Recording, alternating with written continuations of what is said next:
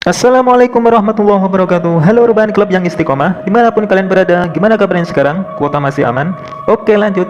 Kali ini saya akan review sekaligus merangkum kelanjutan film Karma Pala season 1 yang berjudul Ramayana pada episode ke-6.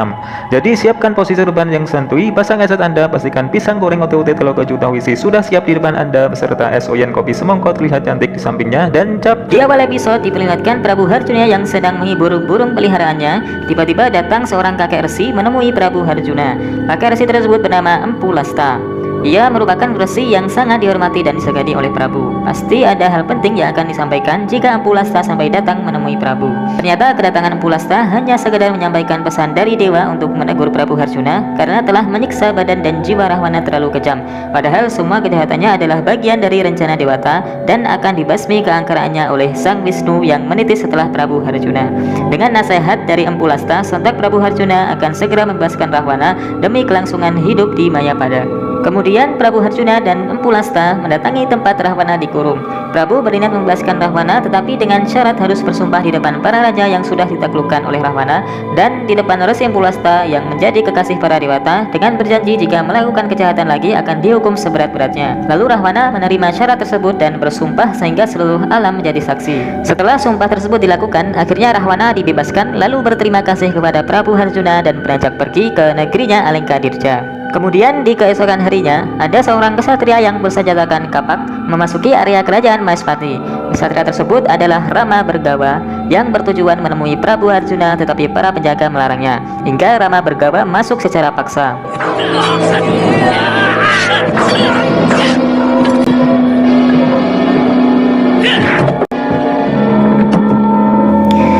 Lalu Rama Bergawa berhasil menemui Sang Prabu dan ternyata tujuannya adalah ingin menjajal kemampuan Sang Prabu Harjuna duel 1 lawan 1.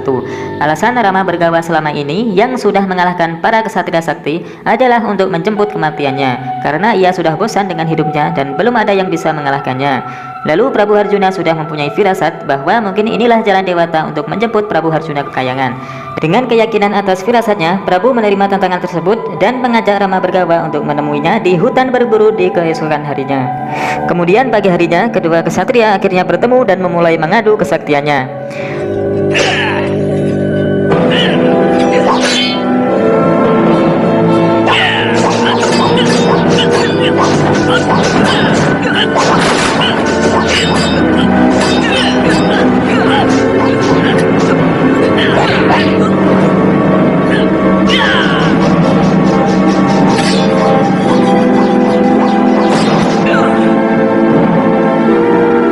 Di tengah pertarungan, Prabu sudah melihat para penghuni langit sedang menyambut akan kedatangannya.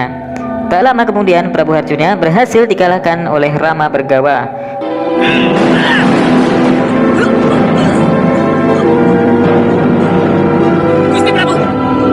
Walaupun sebenarnya Rama Bergawa merasakan bahwa Prabu tidak bersungguh-sungguh dalam bertarung. Lalu para pengawal Prabu datang di saat Rama Bergawa sudah pergi.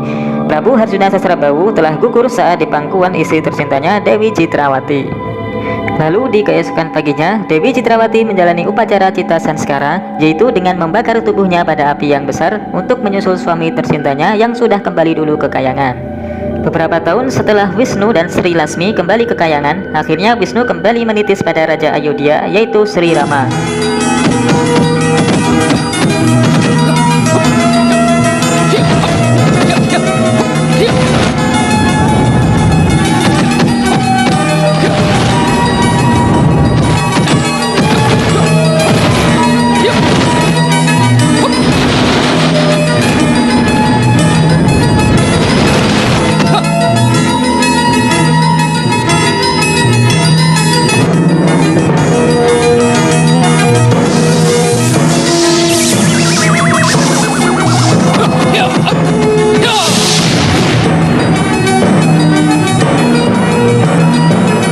Dan Sri Lasmi menitis pada putri Prabu Janaka dari negeri Mantili, yaitu Dewi Sinta.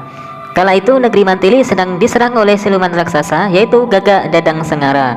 Sampai-sampai Raja Janaka mengumumkan sebuah surat sayembara yang sudah disebarluaskan ke seluruh negeri. Apabila ada seorang kesatria yang berhasil mengusir Gagak Dadang Sengara, maka ia akan dinikahkan dengan putrinya Dewi Sinta dan akan dianugerahi sebagian dari kawasan kerajaan Mantili. Tetapi masih belum ada yang bisa menaklukkan Dadang Sengara, malah banyak pangeran yang gugur karena ulah Gagak tersebut. Setelah sayembara tersebut telah terdengar sampai ke kerajaan Ayodhya, Sri Rama yang ditemani adiknya Laksmana telah tiba di kerajaan Mantili untuk membereskan Gagak Dadang Sengara. Dengan keberanian dan kesaktian Sri Rama, segera ia melawan Gagak tersebut walaupun banyak pangeran yang meremehkannya.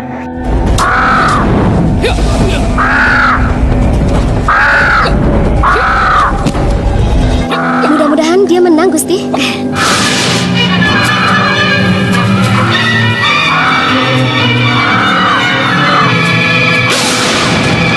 Pada akhirnya Sri Rama berhasil mengalahkan Dadang Sengara, tetapi Rama menyuruhnya untuk pergi sembari memberi peringatan agar tidak kembali lagi membuat kerusakan atau kematian akan menimpanya.